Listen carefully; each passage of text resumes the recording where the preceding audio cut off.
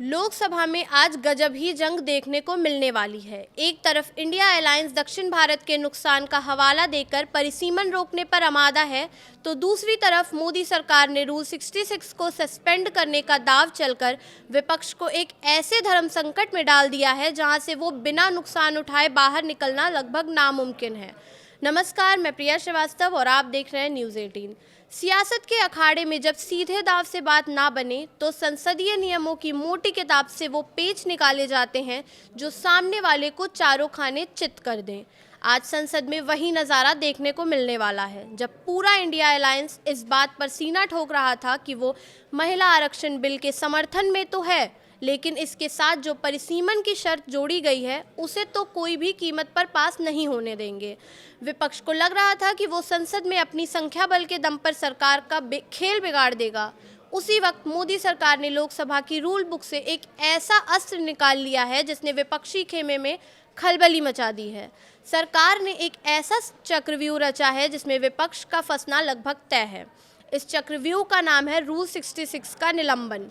संसदीय कार्य प्रणाली की किताब rules of procedure and conduct of business का एक नियम 66 खास तकनीकी प्रावधान है। ये नियम तब लागू होता है जब कोई एक विधेयक पूरी तरह से किसी दूसरे विधेयक पर निर्भर होता है, यानी अगर बिल बी पास नहीं हुआ तो बिल ए का कोई वजूद या मतलब नहीं रह जाएगा। इस नियम के तहत ऐसे मामलों में दूसरे विधेयक जो अभी पेंडिंग है के पास होने की उम्मीद में पहले विधेयक को पेश करने की अनुमति दी जाती है।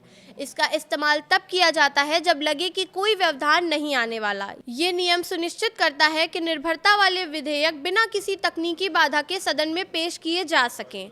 आमतौर पर जब सदन में 2 या 3 अलग बिल आते हैं तो तकनीकी रूप से उन पर चर्चा और वोटिंग अलग अलग कराने का प्रावधान होता है। विपक्ष इसी ताक की फिराक में था।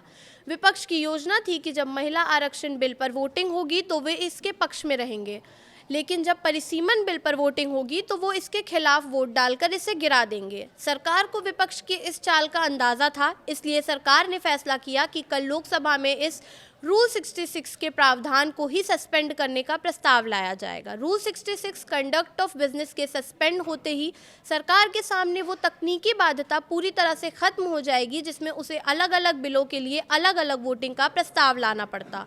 आसान शब्दों में कहें तो रूल 66 को सस्पेंड करके सरकार तीनों बिल को एक ही धागे में पिरो देगी। सरकार के सामने इन तीनों बिलों को एक साथ लोकसभा में पारित करने के प्रस्ताव को लाने का रास्ता एकदम साफ हो जाएगा। अगर बात करें कि संसद में आज क्या होने वाला है तो लोकसभा और विधानसभा की सीटों को बढ़ाए जाने के प्रस्ताव रखने वाला डिलिमिटेशन बिल कानून मंत्री अर्जुन राम मेघवाल लोकसभा में पेश करेंगे। इसके साथ ही वो संविधान संशोधन विधेयक भी सदन के पटल पर रखेंगे। गृह मंत्री Amit Shah union territory bill को लोकसभा में पेश करेंगे। इन तीनों बिलों को सदन में पेश करने के बाद सरकार इन्हें एक ही झटके में एक साथ पारित करने का कंबाइंड प्रस्ताव लाएगी। फिलहाल इस वीडियो में इतना ही। ऐसे ही और वीडियोस के लिए देखते रहिए न्यूज़ 18।